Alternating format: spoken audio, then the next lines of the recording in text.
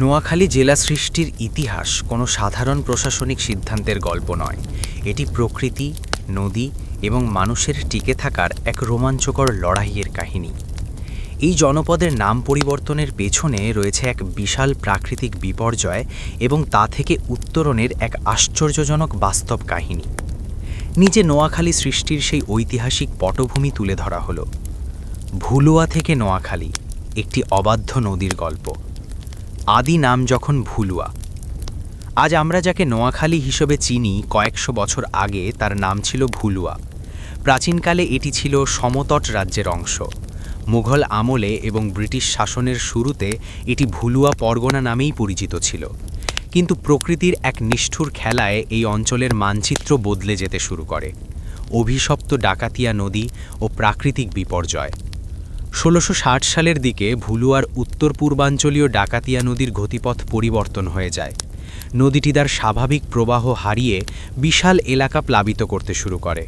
প্রতি বছর বর্ষায় মাইলের পর মাইল ফসলি জমি ও ঘরবাড়ি পানির নিচে তলিয়ে যেত। মানুষ অবর্ণনীয় কষ্টে দিন কাটাত। তৎকালীন সময়ে এই জলাবদ্ধতা ছিল এই অঞ্চলের মানুষের জন্য এক বিশাল অভিশপ্ত অধ্যায়। ঐতিহাসিক নতুন খাল বা নোয়াখালী খনন।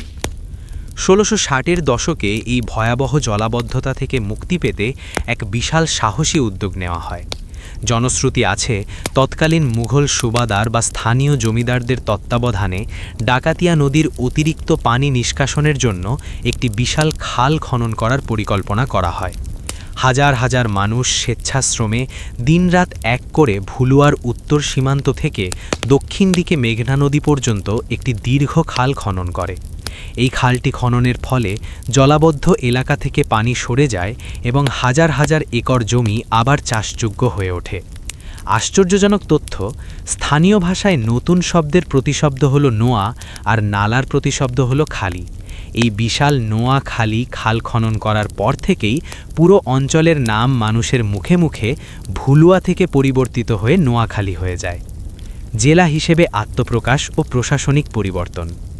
১৮২১ সালে ব্রিটিশ সরকার প্রশাসনিক কাজের সুবিধার জন্য ভুলুয়াকে একটি স্বতন্ত্র জেলা হিসেবে ঘোষণা করেন। কিন্তু নাম নিয়ে দ্বিমত থাকায় ১৮৬৮ সালে আনুষ্ঠানিকভাবে জেলার নাম ভুলুয়া পরিবর্তন করে রাখা হয় নোয়াখালী। নদী যখন শহরকে গিলে খেল, ১৯৪৮-এর ট্র্যাজেডি। নোয়াখালীর ইতিহাসে সবচেয়ে দুঃখজনক এবং আশ্চর্যজনক ঘটনা ঘটে ১৯৪৮ সালে। মূল নোয়াখালী শহরটি বা পুরনো শহরটি মেঘনা নদীর ভাঙনের কবলে পড়ে পুরোপুরি বিলীন হয়ে যায়।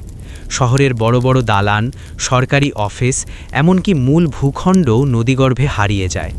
এরপর প্রায় ৮-১০ মাইল উত্তরে মাইজদি নামক স্থানে নতুন করে জেলা শহর গড়ে তোলা হয়। পৃথিবীর ইতিহাসে খুব কম জেলা শহরই আছে যা সম্পূর্ণ বিলীন হয়ে যাওয়ার পর আবার নতুন করে অন্য স্থানে পুনর্জন্ম লাভ করেছে। নোয়াখালীর এই ইতিহাস আমাদের শেখায় কিভাবে মানুষ একতাবদ্ধ হয়ে প্রকৃতির বিরুদ্ধে লড়াই করে নিজের ভূখণ্ড রক্ষা করেছিল।